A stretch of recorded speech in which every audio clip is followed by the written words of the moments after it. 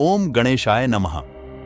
कहते हैं कि भगवान गणेश जी का मस्तक या सिर कटने के पूर्व उनका नाम विनायक था, परंतु जब उनका मस्तक काटा गया और फिर उसे पर हाथी का मस्तक लगाया गया तो सभी उन्हें गजानन कहने लगे।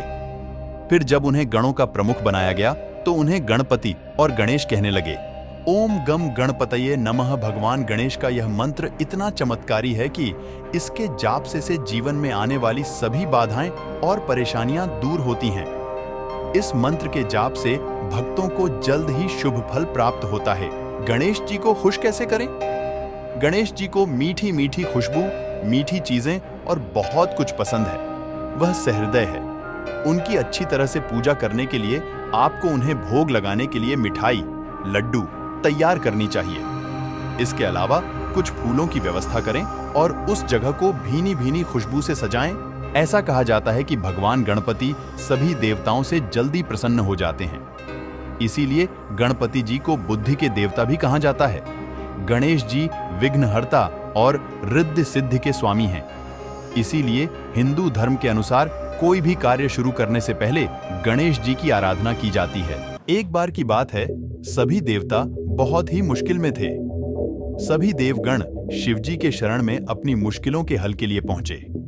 उस समय भगवान शिवजी के साथ गणेश और कार्तिकेय वहीं बैठे थे। देवताओं की मुश्किल को देखकर शिवजी ने गणेश और कार्तिकेय से प्रश्न पूछा, तुम में से कौन देवताओं की मुश्किलों को हल करेगा और उनकी मदद करेगा?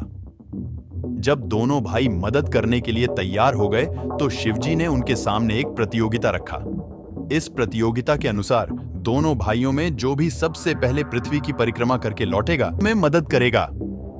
जैसे ही शिवजी ने यह बात कही, कार्तिकेय अपनी सवारी मोर पर बैठकर पृथ्वी की परिक्रमा करने चले गए।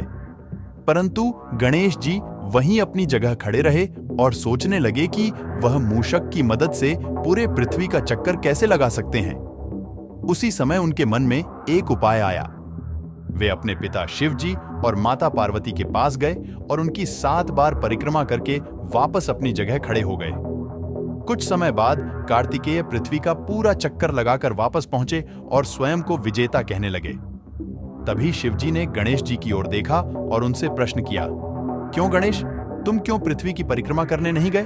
तभी गणेश जी ने उत्तर दिया, माता पिता में ही तो पूरा संसार बसा है। चाहे मैं पृथ्वी की परिक्रमा करूं या अपने माता पिता की, एक ही बात है।